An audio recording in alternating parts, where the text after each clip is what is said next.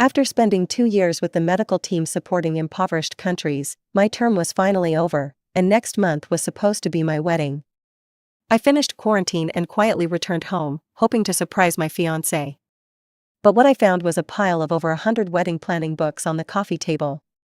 The groom was him, but the bride wasn't me. I rushed to find him. As soon as I stepped into the hospital, I witnessed my boyfriend, the deputy director, proposing to someone else. "Flora, will you marry me? Our grand wedding next month is missing a bride." The hospital erupted into thunderous applause and cheers from doctors, nurses, and patients alike. His gaze was filled with tenderness and anticipation, making me, standing in the corner, weary from travel, too afraid to take another step forward. Since I wasn't the leading lady in his story, I might as well give them the wedding. Yet after I disappeared, he went crazy trying to find me. The proposal scene, decorated with roses, somehow blended seamlessly with the hospital's antiseptic smell. Jerry, kneeling on one knee, looked just as upright and confident as he did when he proposed to me 2 years ago. But the person standing across from him wasn't me. "Flora, will you marry me?" he asked again. Flora covered her mouth in shock, her other hand trembling as she reached out. A sparkling diamond ring slipped onto her finger. They embraced tightly and kissed passionately. Despite the noise of the cheering crowd, the intimacy of their kiss echoed clearly in my ears.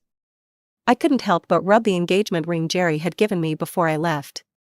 He once said that as long as I wore the ring he had personally engraved, I would always be his wife.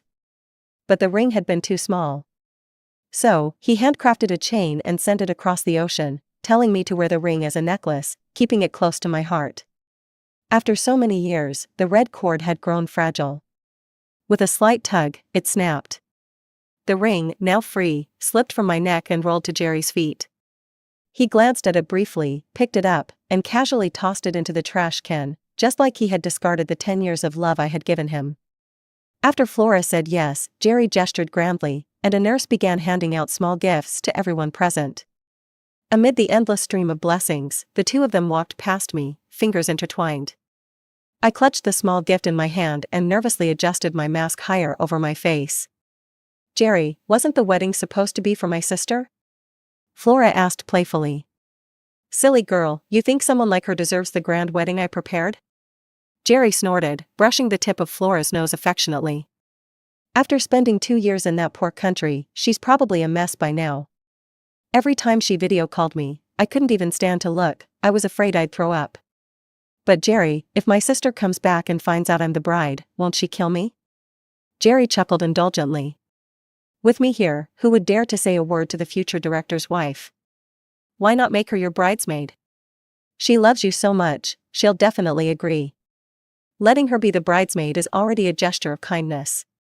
After all, I'm still family to her," he said, pulling Flora in for a kiss right in front of me. Even as they left, Jerry never once recognized me under the mask, just as he had failed to recognize the ring he tossed away.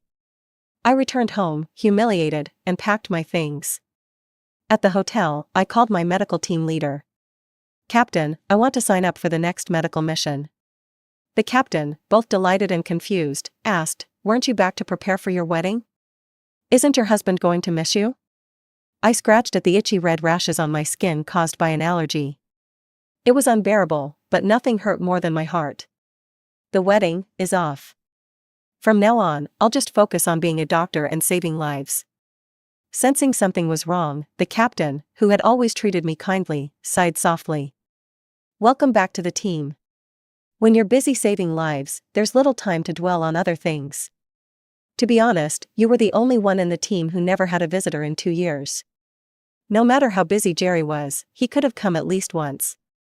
If he didn't, it just means he stopped loving you long ago. If someone doesn't love you anymore, why not let him go?" If I hadn't seen those piles of wedding plans or witnessed the grand proposal, I might still have had the confidence to insist that Jerry loved me deeply.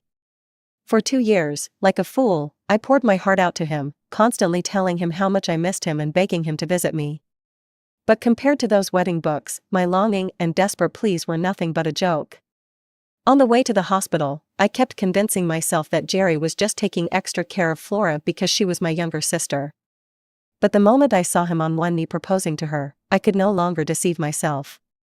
I had imagined countless scenarios where Jerry might fall for someone else during our 2 years apart. I just never expected that someone else to be my own sister, 7 years younger, and that he would humiliate me by asking me to be their bridesmaid. I stood under the hot shower for half an hour before my body finally stopped trembling. Then, as if on cue, Jerry called me. "Hedda, I heard you're back. Are you home yet?" I said nothing. Jerry grew anxious. "Are you already home?" "I just arrived at a hotel," I replied coldly. He sighed in relief and softened his voice. "Which hotel?" "I'll come find you." He didn't ask why I hadn't gone home. Because he didn't want me to see those wedding plans. When Jerry knocked on my door, I had just opened it to collect my takeout. Seeing Flora standing behind him, I kept my voice distant and detached. "What do you want?" Inside, though, I was screaming. Was he so obsessed with Flora that he couldn't leave her side for even a moment? Jerry, looking uneasy, rubbed his fingers together. "Flora wanted to see you. She insisted I bring her over to have a family dinner together." I watched him act with cold indifference. "Won't my presence ruin her appetite?" "Hedda," he sighed, his voice suddenly softening. "I was young and foolish back then. I know I hurt you when you lost the baby. Can you forgive me?" He kept giving me meaningful glances, silently begging me to play along. I lifted my chin and asked bitterly, "So, you came here just to ask me to forgive her?" Because I was the only survivor of that car accident, Flora blamed me for our father's death and our mother's deteriorating health. Our family was destroyed, didn't it hurt me too? But Flora still drugged me, causing me to bleed out and nearly die, leaving me unable to have children in the future. I wasn't about to humiliate myself by asking why Jerry fell for her. That would be too pathetic. Jerry's guilty conscience vanished under my silent protest. Flora was just a kid back then.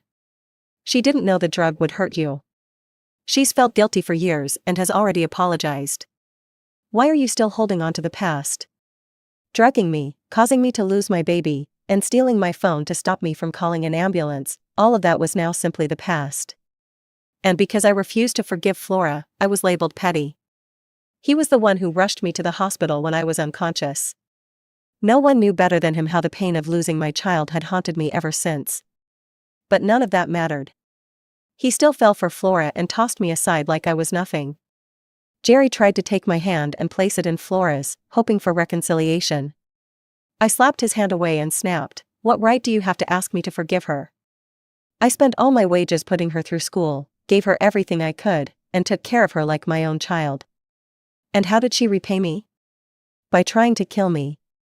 Jerry frowned, clearly displeased. "I'm doing this for your own good. Your mother's health is unpredictable. If anything happens to her, Flora will be the only family you have left. Given your condition, who knows if you'll ever be able to have children again? Flora is the sister you raised yourself. Do you really want to cut her off completely? What's done is done. The living are what matter, right?" His tone was sincere, but his face, usually so patient, now showed a familiar trace of irritation. The warmth and care I once knew were gone. I felt my already broken heart shatter into pieces. And the resentment hidden beneath Flora's tear-filled eyes was the same as ever. "It doesn't matter if you don't forgive me," she said, voice trembling. "I will keep repenting and feeling guilty until you do. Get out." I gripped the door handle tightly to stop my hands from shaking. Jerry's patience finally snapped. "Hedda, it was just a baby. Do you really need to hold a grudge for years? Once we're married, I'll give you another one. Isn't that enough?" He had seen me lying unconscious in a pool of my own blood. Back then, he held me and wept over the child we lost. He even swore to cut Flora out of our lives. Now, he was telling me he could just give me another child, as if that could erase everything. I let the pain drown me as I spoke each word carefully. "Unless she can bring that baby back to life, I will never forgive her." His jaw clenched, fists tightening at his sides. He looked like he was barely holding himself back. It was the same expression he wore when he used to stand up for me, scolding Flora for her rebelliousness. But now, it was directed at me. "Hedda.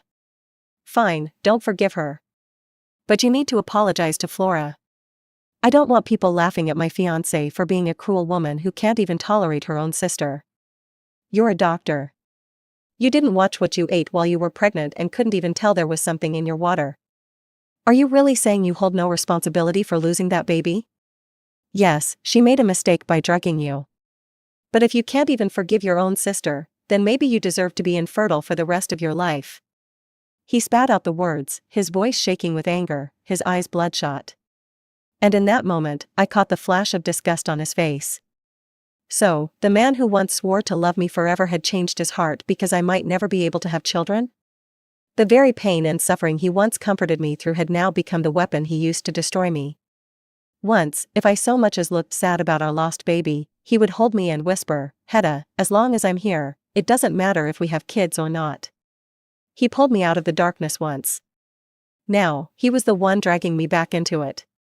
And for Flora, he was willing to curse me, saying I would never have children again. I trembled with rage, barely able to contain myself as I tried to push them out the door. Jerry grabbed my arm to stop me and only then noticed the red rash spreading across my skin. He immediately stepped back, putting 3 feet of space between us. Is this an allergy, or is it something contagious? He realized how cold he sounded and quickly softened his tone. Never mind. We're family, no point holding grudges. I won't force you to apologize, but you need to treat Flora better from now on. I pointed to the door, my voice ice cold. Get out. Jerry knew I was too fragile to push further. He hesitated as if he wanted to hold me but didn't dare touch me. Flora took a few steps back, then suddenly shouted, "If I can't bring your baby back, I'll pay for it with my life." With that, she ran toward the window at the end of the hallway. Jerry let go of me and sprinted after her, pulling her into his arms. "Flora, don't do anything stupid." They clung to each other on the floor, sobbing like we once did when we lost our child. I shut the door and collapsed against it, exhausted. Just one door between us, but it felt like an unbridgeable chasm had opened between the two people who had loved each other for a decade. I pulled out my phone and booked a flight for the day of their wedding. 10 days. Enough time to tie up the loose ends of the past. Jerry was right, the past is over. My father gave his life to save me. I owed it to him to live brightly. I returned all the wedding items I had personally prepared. This city was no longer my home. Lying in bed, I deleted every photo and video of us. Every message I had sent to Jerry, thousands of love notes meant only for him, I erased them all. With each deletion, the version of me who loved him so deeply faded away. 10 years of love, wiped out like a dream. The next morning, his call woke me up. "Hedda, I made you a doctor's appointment. Go get your skin checked." Okay. If he wanted to play the role of a caring fiancé, I would play along. When the doctor confirmed it was just an allergy, Jerry visibly relaxed and sat beside me. "I made you breakfast. After you eat, we'll go try on wedding dresses. Oh, and Flora will be your bridesmaid."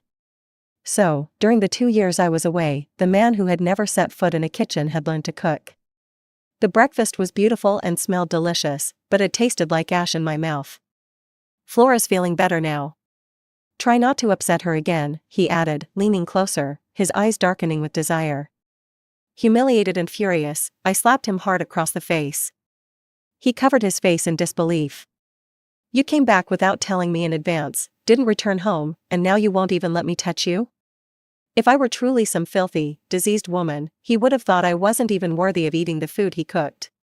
But now, he's blaming me for not letting him touch me. Our eyes met in silence. The awkwardness was broken by the ringing of his phone. But all I could taste was bitterness. I used to want my voice as his GPS navigation sound, but he adamantly refused. Now, he actually set Flora's sweet, playful laugh as his ringtone. Feeling guilty, he stole a few glances at me, hesitated for a moment, then said, "You were gone for 2 years. Flora suddenly matured. She won't throw tantrums with you anymore." As if he didn't already know why she suddenly matured and stopped throwing tantrums. When we stepped into the bridal shop, Flora ran straight into Jerry's arms. Then, in the next second, she lowered her head cautiously, like a child who had done something wrong, and apologized to me. "You're not actually jealous, are you, my dear sister?" I let out a soft chuckle, laced with sarcasm. "I can tell Jerry has been taking great care of you." Even though I resented Flora, before I left, I still reminded Jerry to look after her. Who would have thought he'd take care of her so well that he made her his wife? When the store manager brought out a wedding dress and a bridesmaid's gown, Flora covered her mouth in astonishment. "This is gorgeous." A diamond-studded wedding dress, of course, it was gorgeous. "Can I try on your wedding dress?" Before I could respond, Jerry had already opened the fitting room door, ushering Flora inside. "Hedda, why don't you try on the bridesmaid's dress first?" To avoid an awkward moment alone, I stepped into the fitting room. When I came out, all of Jerry's attention was on Flora. He was mesmerized, intoxicated, as if he were admiring a priceless treasure. Love speaks through the eyes. 10 years ago, he looked at me the same way when he confessed his love.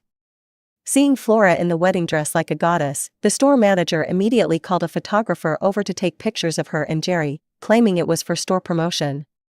Jerry glanced at me, forcing down the smile tugging at his lips. "Hedda, we'll finish our shoot first, then you can try it on." "Okay." And just like that, I sat on the couch for nearly 2 hours. Only when Flora was exhausted did she finally say she was done. Jerry, ever the gentleman, removed her high heels and, without a hint of disgust, massaged the soles of her feet. He did it so naturally, as if he'd done it 1,000 times before. And yet, he still had the audacity to smile and explain to me. "Hedda, it's a good thing you didn't try on the wedding dress. You're not in great health, you wouldn't have been able to handle it." I played along. "Thank you for your hard work. Can I leave now?" After watching them flaunt their love, I no longer felt pain. Hearing that, Flora's eyes suddenly turned red. "It's my fault. I just really love this dress. I'll take it off right now and give it back to you." "No need. This dress was made just for you. If you like it, it's yours. It matches your diamond ring perfectly." Jerry shot me a fierce glare before hurrying to console the now tearful Flora. "Hedda said she's giving it to you, she means it. Don't overthink it. You agree, don't you, Hedda?" Jerry raised his voice, as if trying to use his authoritative tone to pressure me into comforting Flora. "Yes. Even if you loved Jerry, I'd give him to you too. That was my honest truth." "I knew it. You'll never forgive me." "Hedda, if you hate me so much, I'll atone with my life." Still in the wedding dress, Flora ran off crying, ignoring Jerry's shouts for her to stop. Jerry's once warm and gentle face turned ice cold. "Do you realize how disgusting you look right now? She's your sister. Do you have to push her to the brink?" I was stunned. What did I do wrong? His lips pressed into a tight line as he stared at Flora's retreating figure. "I'll go calm her down. You go pick out a diamond ring you like and charge it to my card. There's no need for a proposal. Given my status now, playing romantic like a young man wouldn't suit me. The store manager took plenty of pictures of me and Flora earlier. I'll have them swap her face with yours, so we don't have to retake our wedding photos." "Alright, no problem." Jerry opened his mouth as if to explain, but no words came out. After a few seconds, he gently pulled me into an embrace. "Hedda, after the wedding, I'll take you on a honeymoon. I've already planned everything." His so-called honeymoon felt more like an insult. Among the hundreds of wedding planning books and countless honeymoon itineraries, the bride had never been me. He shot a quick glance at Flora, who was already disappearing from sight, then unbuttoned his suit and sprinted down the street. Like a man racing after his runaway bride. Jerry gave me the code to our marital home but didn't contact me for 3 days. Because he was using meetings as an excuse to accompany Flora on a wedding photoshoot trip. And he really did have someone swap my face with Flora's in the photos, using them to brush me off. I had already decided to leave. I would follow the medical team to volunteer in impoverished countries. If I ever saw my mother again, it would be 2 years later. When I arrived at the nursing home, I hesitated at the door. Because, like Flora, my mother blamed me for my father's death. I stood outside the room, listening to familiar laughter that stabbed through my heart. "Jerry, I'm leaving Flora in your hands. You must never let her down. Don't worry. Flora is my everything. I will never fail her." His once familiar vow was repeated, but this time, the woman he vowed to never fail wasn't me. Unable to help myself, I glanced into the room. My mother placed Flora's hand in Jerry's, as if entrusting her to him on her deathbed. "I won't be able to attend your wedding, but I wish you both a lifetime of happiness. If Hedda dares to ruin your wedding, I will die in front of her. Their laughter filled the room as I staggered away. My father was gone. I no longer had a home. The day before the wedding, Jerry came to see me with a bouquet of roses, asking why I hadn't gone home. I took an allergy pill and coldly asked, "I thought you didn't want to act romantic like a young man?" He froze for a second, then ruffled my hair.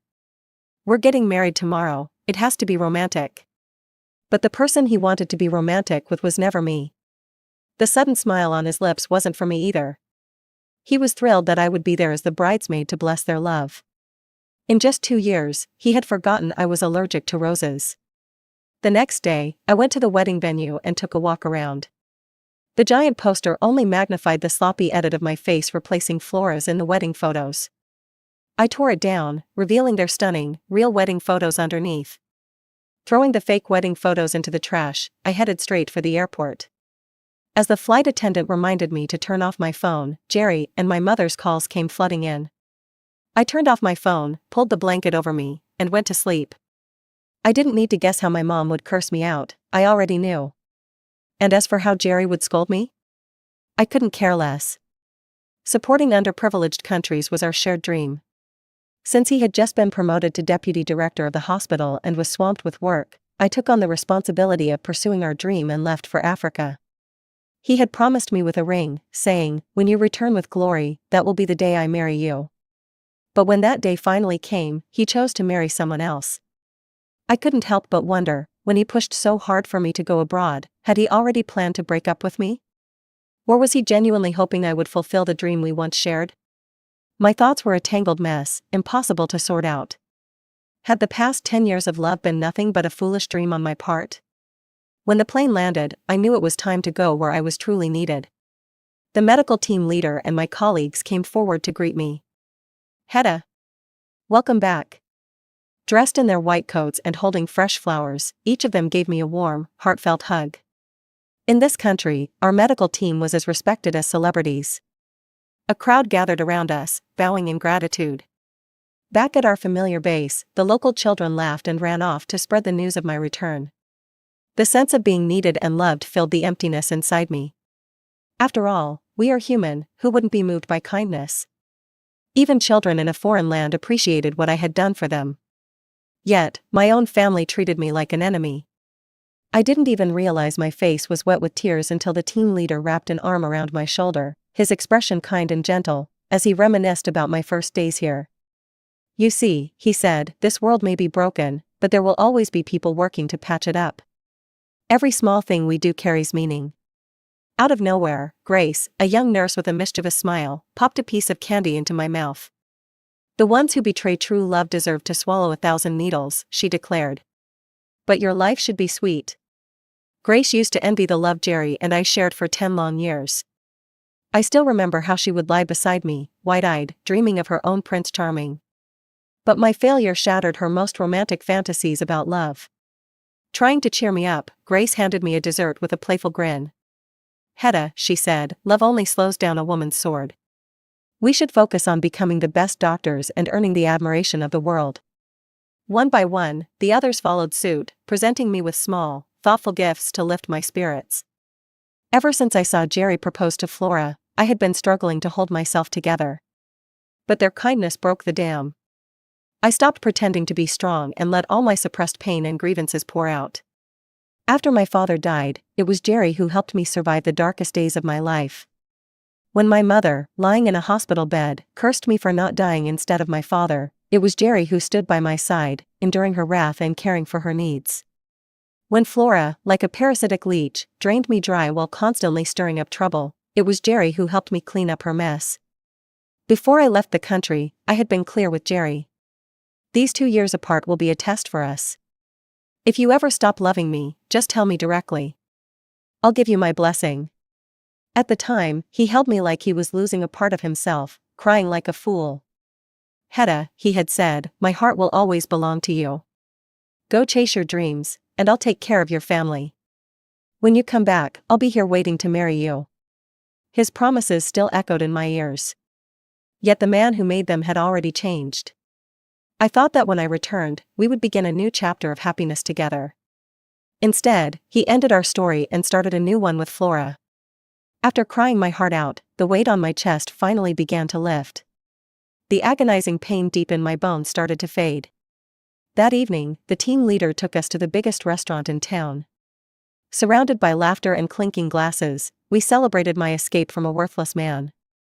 Just as we were finishing our meal, the lights suddenly went out. I gasped, but my surprise was drowned out by the warm glow of candles and the sound of everyone singing "Happy Birthday." Only then did I realize, today was my birthday. Wrapped in their love and warmth, I felt a flicker of gratitude toward life. Maybe the world wasn't so cruel after all. By the time the celebration ended, it was already the middle of the night back home. Lying in bed, I finally turned my phone back on. Jerry was probably busy cuddling his new bride right now. As soon as the phone powered up, it buzzed with hundreds of missed calls from him and my mother, more calls than he had made during our entire 2 years of long distance. Messages poured in one after another. Annoyed by the barrage, I was about to turn the phone off again when Jerry's call came through. "Hedda, you finally answered. Where have you been? I called and texted, but you ignored me. We were about to call the police. Disappearing on my wedding day, aren't you too old to be playing these childish games? What are you trying to prove?" His accusatory tone made me want to hang up immediately. "Why aren't you saying anything? You've been back for days and haven't even come home once. Do I need to come and get you myself?" I couldn't understand his anger. What did he want from me? Did he expect me to stand there and be humiliated as he turned me from the bride-to-be into the bridesmaid? Was he mad because my absence had somehow ruined his perfect wedding? When I had appendicitis in Africa and sent him a message for comfort, he never once called to check on me. But now, when I refused to play along with his charade, he suddenly cared? "Jerry," I said coldly, "congratulations on your marriage. But I have no interest in being Flora's bridesmaid." I could hear his heavy breathing on the other end of the line, his frustration barely contained. "Hedda, what the hell are you talking about? Who asked you to be a bridesmaid? Did you misunderstand something? I waited for you all day at the wedding venue. None of your teammates would answer my calls. It was like you all vanished into thin air." His audacity was infuriating. Even now, he had the nerve to deny everything. People say that a guilty man often hides behind anger. But I knew Jerry too well, he was genuinely furious. Maybe he was just mad that my disappearance had turned his wedding into a joke.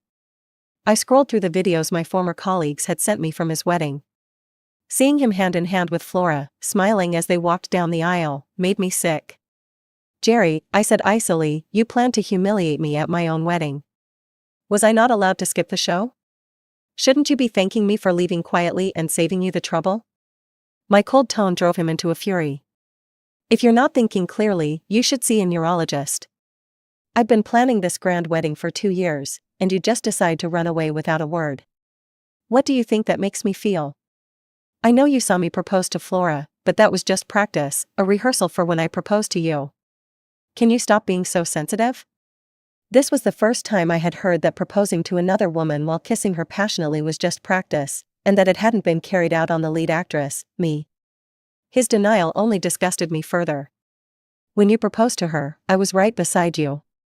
I watched you two kiss twice without a care, and I could even see the saliva stream between you. The wedding dress wasn't even made for me. The bride in all the 100 wedding planning books wasn't me. You had no time to take wedding photos with me, but you had time to do a travel shoot with her during a meeting break. You never took the initiative to contact me, but you cook for her every day. You wanted me to show up at the wedding just to fulfill your promise to become part of my family. So I leave, and I give you your wedding. Shouldn't you be happy? Brother-in-law? Why do you have to make me expose all this and make things ugly for both of us? Or do you think I should just play along with your little act and prove that you two are true love?" Jerry was stung by my calling him brother-in-law and his anger softened. "It's not like that. Please come back, and I'll explain everything." What was there to explain? Explain that after I'd been living in a poor country for 2 years, I had become an unkempt, yellow-faced woman? Explain that everyone had been helping him keep his affair with another woman a secret? I couldn't go back, but he had all the time in the world to come visit me in this country. But what did he do instead? He traveled everywhere with Flora but couldn't even spare a minute for a video call with me or say, "I miss you." I was busy helping the poor, and he was busy sleeping with my sister. How ironic.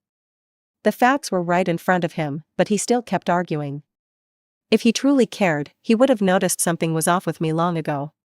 I loved him with all my heart. How could I have chosen to stay in a hotel rather than come home to him? How low must I have seemed to him for him to think that a few words of explanation could erase all his betrayals? Hedda, I was wrong.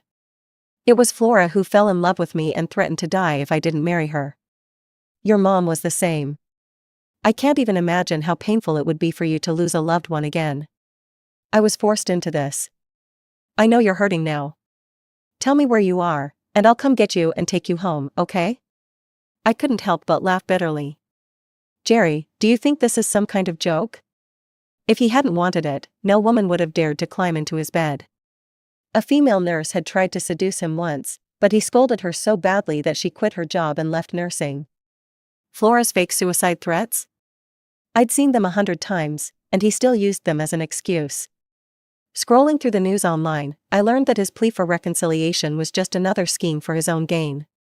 Hedda, I didn't lie to you. When you didn't show up at the wedding, I panicked. I admit I was drawn to Flora's youthful energy. She reminded me of the young you, but the person I truly love is still you. Tell me where you are, and I'll prepare a grand proposal and wedding to fulfill the promise we made when we were young. When he said forever in the same breath, his voice trembled with emotion. After 10 years of love, only after I had completely given up did he remember the promises of the past. But that heart that had once loved him was long gone.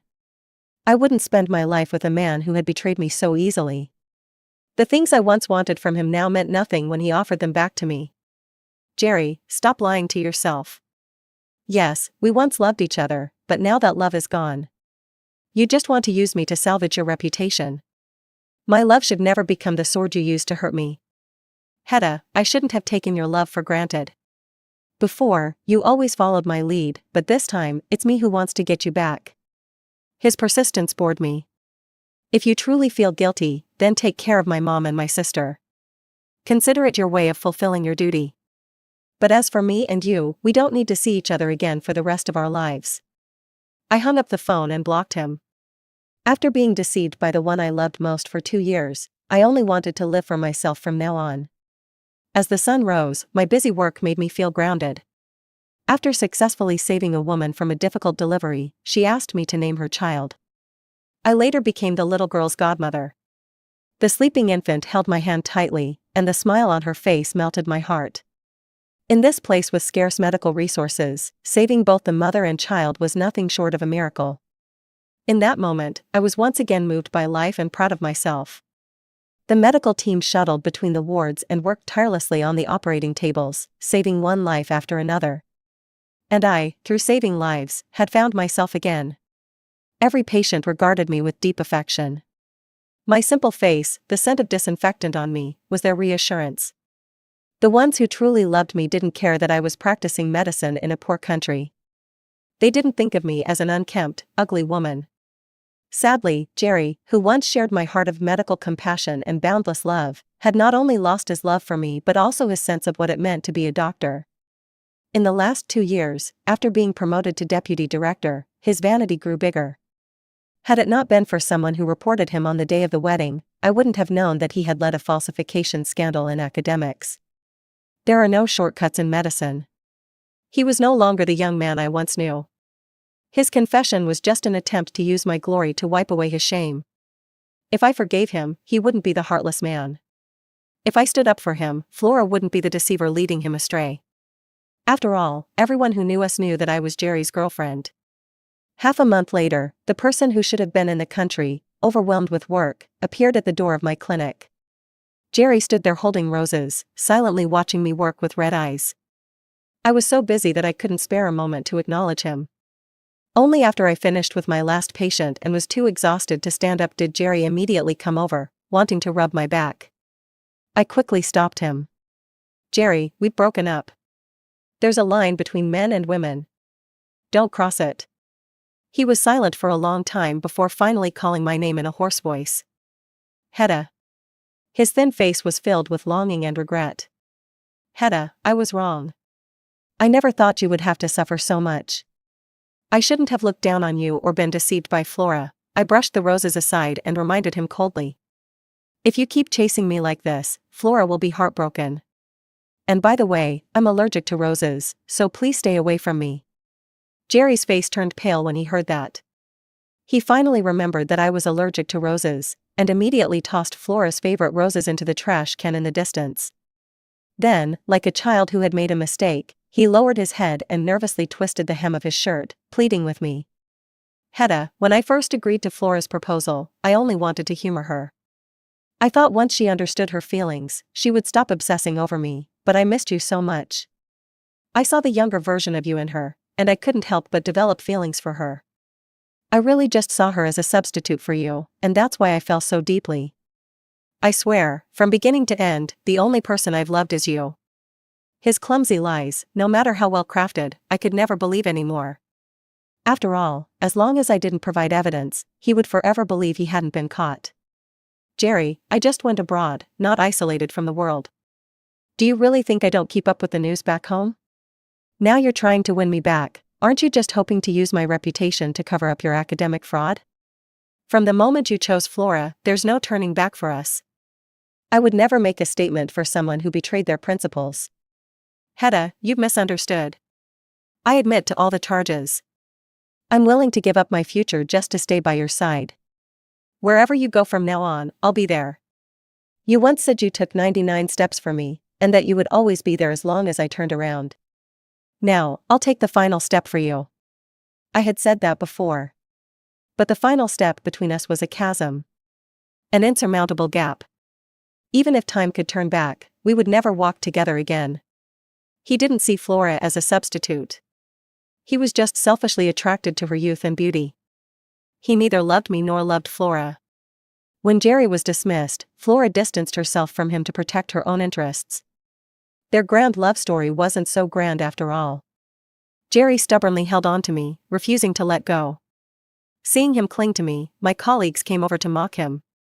Aren't you the powerful vice director? Why would you humble yourself here? Must be escaping, since he's been criticized so badly. Did your new lover dump you, and now you're back to find your old flame? Too bad, Hedda doesn't pick up trash. The frustration that everyone had been holding back came out in full force toward Jerry. Jerk, get away.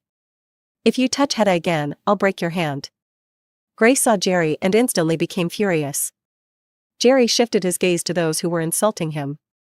Though humiliated, he gritted his teeth and continued to apologize. Do you have to humiliate me like this? If it means you'll forgive me, I'll accept your insults. I took a deep breath and said slowly. Do you know how ugly you look right now? If I look at you one more second, I might just throw up.